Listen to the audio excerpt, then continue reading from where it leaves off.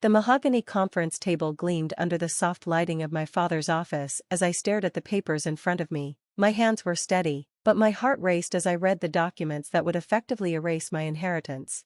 "Just sign here, Alexandra," my father said, tapping the bottom of the page with his Mont Blanc pen. "It's for the best." Really, my name is Alexandra Chen, and at 25, I was about to sign away my $2 million trust fund to my younger sister, Sarah, not because I wanted to, but because my parents had made it clear I had no choice.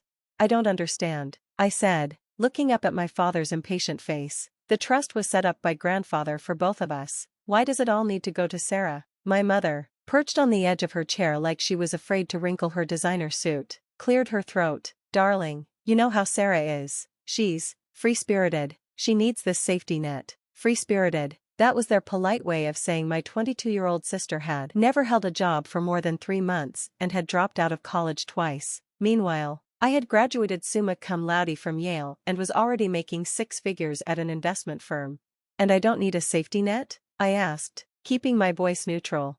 My father sighed, the sound heavy with disappointment. "Alex, let's be honest, you're boring, responsible. You've never taken a risk in your life. Sarah, she knows how to live. This money would be wasted on you. You'd probably just invest it or something equally dull." The words hit like physical blows, but I didn't flinch. I was used to this, the constant comparisons, the way they dismissed my achievements because they weren't flashy enough. Sarah was the family firecracker, the one who commanded attention. I was just the reliable one, the backup plan. "Besides," my mother added, her perfectly manicured nails drumming on the table, "Sarah has plans. She wants to start a fashion line. That takes capital." I thought about Sarah's previous plans, the juice bar that never opened, the yoga studio that lasted 2 weeks, the travel blog that consisted of 3 posts before she got bored, but I kept those thoughts to myself. "And what about my plans?" I asked quietly.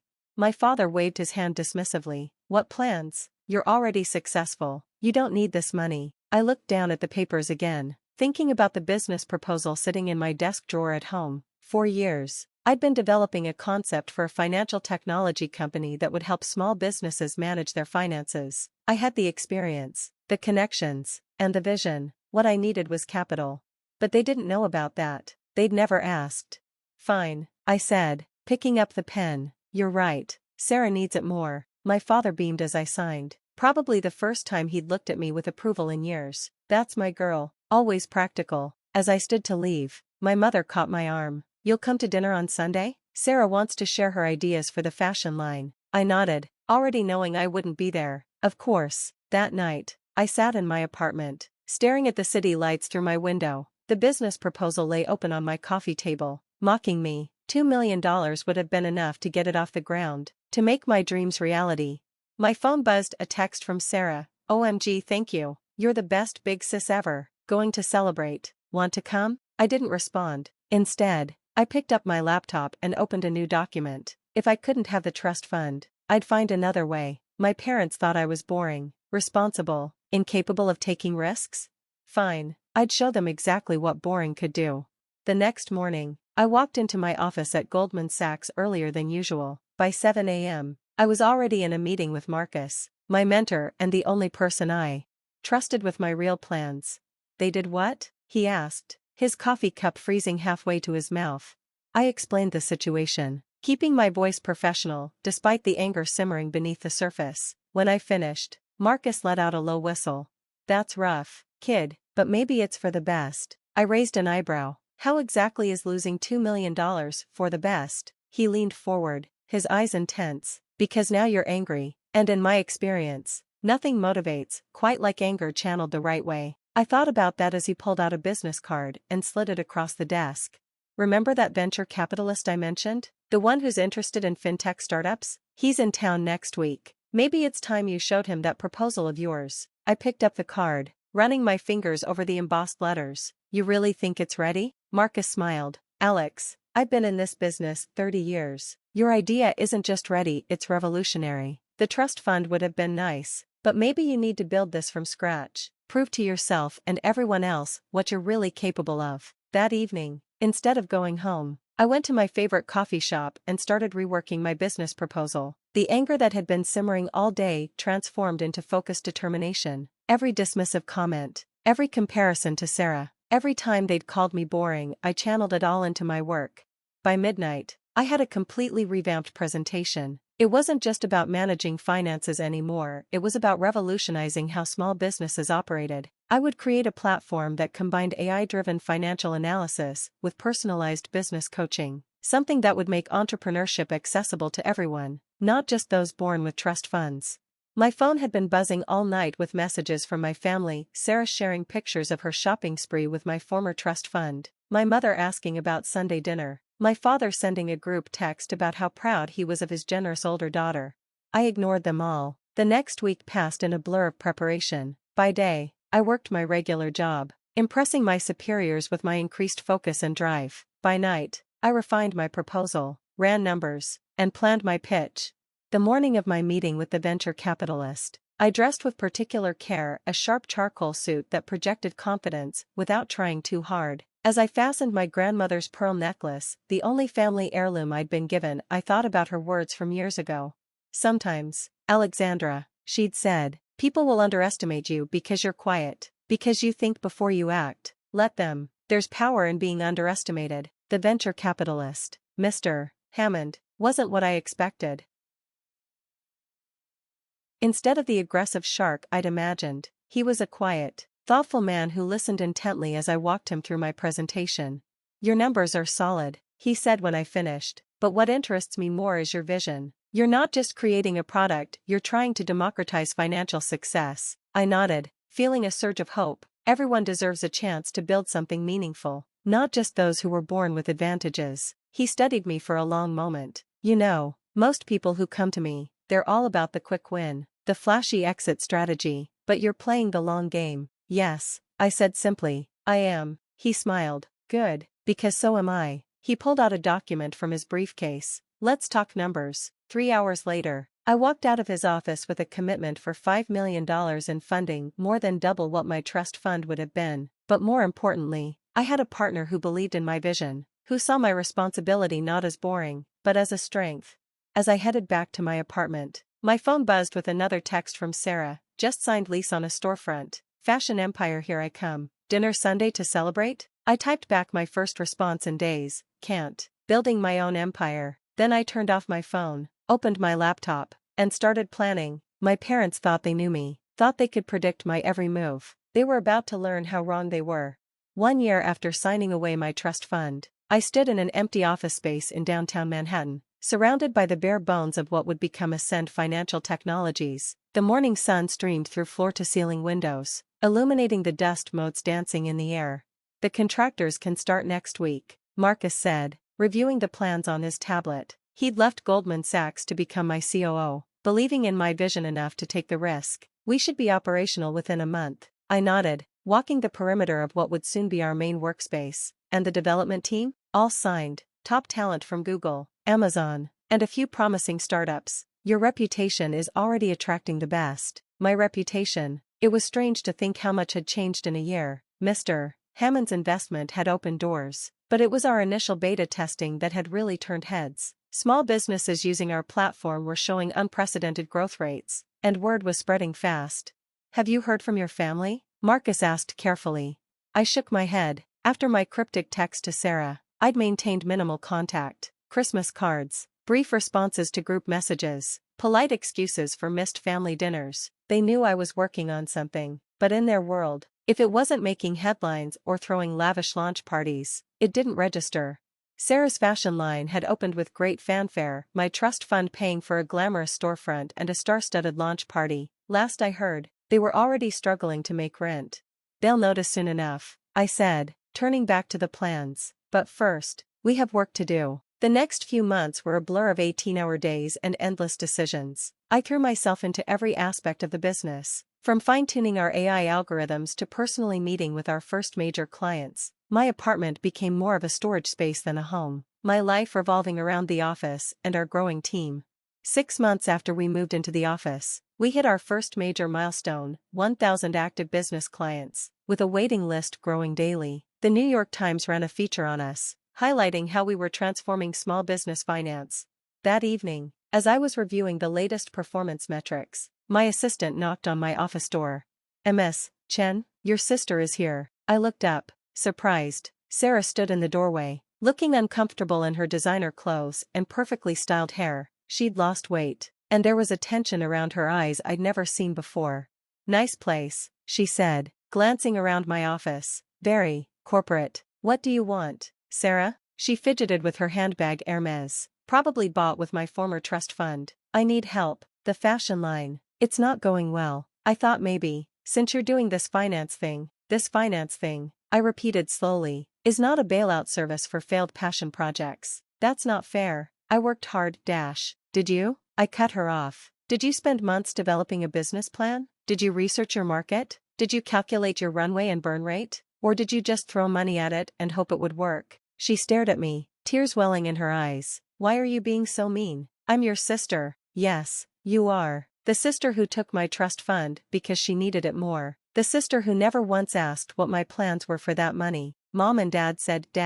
Mom and Dad were wrong. I stood up, walking to the window. But this isn't about the money, Sarah. It's about respect. None of you ever respected me or my choices. You saw me as boring, reliable Alex, good for nothing except cleaning up your messes. She was crying openly now. I'm sorry, I didn't know. No, you didn't. Because you never asked. I turned back to her. I can't help you with money, but I can give you advice. Learn from this. Stop looking for easy answers and quick fixes. Build something real. The business is real, she protested weakly. No, it was a fantasy funded by my trust fund. There's a difference. I sat back down, effectively ending the conversation. Good luck, Sarah. After she left, I sat in my office for a long time, thinking about how different our paths had been. Sarah had been given everything: money, support, endless chances to fail. I'd been dismissed, underestimated, forced to build from nothing. And maybe that had been my real advantage all along. The next morning, I received an email from my father. Alexandra, Sarah told us about your meeting. Your behavior was unacceptable. Family helps family. You've changed, and not for the better, Dad. I typed a short reply. You're right, I have changed. I'm not your backup plan anymore. I'm the CEO of a company that's about to change the financial industry, and I did it without your help or approval, Alexandra. Then I turned back to my work. There would be time for family drama later. Right now, I had an empire to build. 3 months later, Ascent Financial Technologies was valued at $100 million after our Series B funding round. The Wall Street Journal ran a profile calling me the future of fintech. Our client waiting list had grown to over 10,000 businesses. And still, my family didn't really understand what I was building. They saw the headlines, heard the buzz, but to them, it wasn't real success, not like Sarah's fashion line had been, with its glamorous parties and society connections. That was about to change. I scheduled a board meeting for the following week, knowing my parents would see the announcement in the business press. Sure enough, my mother called the next day. Darling, why didn't you tell us about this board meeting? Your father knows several excellent potential board members. The board is already set. Mom, I interrupted, but you and Dad are welcome to attend as observers. In fact, I insist. There was a pause. Well, yes, of course, we'd love to. I smiled as I hung up. Everything was falling into place. The morning of the board meeting, I arrived early to ensure every detail was perfect. The conference room on the top floor of our building offered a stunning view of the city. The table was set with leather portfolios containing our latest financials, and the catering was immaculate. My parents arrived 15 minutes early, dressed as if for one of their charity galas. My father's eyes widened as he took in the scope of our operations, the hundreds of employees, the energy humming through the office. Alexandra, he said, trying to maintain his usual authoritative tone, this is impressive. I smiled politely. Thank you. Shall we begin? The board meeting began precisely at 9 a.m. I sat at the head of the conference table, my parents positioned near the middle where they could see everything exactly as I'd planned. Welcome everyone, I began, standing to address the room. Before we discuss our quarterly results, I'd like to introduce our newest board member. The door opened, and Mr. Hammond walked in. My father straightened in his chair, even he knew who David Hammond was. Many of you know Mr. Hammond as our first investor, I continued. What you might not know is that he's just agreed to lead our Series C funding round, with a valuation of $500 million. The room erupted in quiet murmurs. My mother's hand flew to her pearl necklace, her nervous tell. My father's face had gone slightly pale. But that's not all, I said. Clicking to the next slide. We're also announcing our acquisition of Chen Global Solutions. Now my father did react, jerking forward in his chair. Chen Global Solutions was his company's main competitor in the import-export business, a company that had been steadily eating away at his market share for the past year. How? What? He sputtered. I smiled. Oh, I should mention, we've been quietly backing Chen Global's digital transformation for the past 8 months. Our AI-driven logistics solutions have helped them capture 40% of the market, which is why they were happy to become part of Ascend's growing portfolio. The blood drained from my father's face as he finally understood. While he'd been dismissing my company as some vague finance thing, I'd been systematically building the tools that would revolutionize his industry, and I'd helped his biggest competitor use them first. Now, I continued, moving to the next slide, let's talk about our expansion plans. The rest of the meeting passed in a blur of numbers and projections, each more impressive than the last. My parents sat in stunned silence as board members praised our growth, our innovation, our vision for the future. When the meeting ended, my father approached me as others filed out.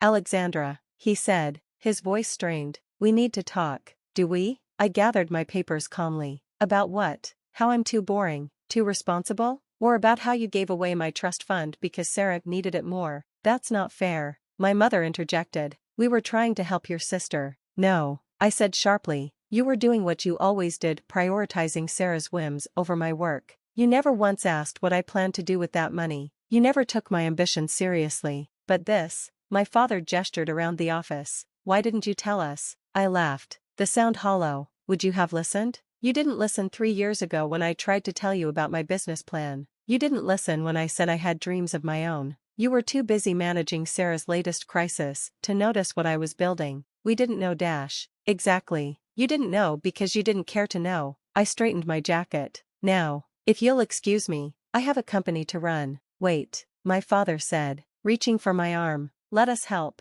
I can offer guidance, connections, like the guidance you offered Sarah. I pulled away. No thank you. I built this on my own, despite you, not because of you, and now my company is worth more than yours. The truth of that statement hung in the air between us. In 3 years, I had built something larger and more valuable than the business he'd inherited and run for 30 years.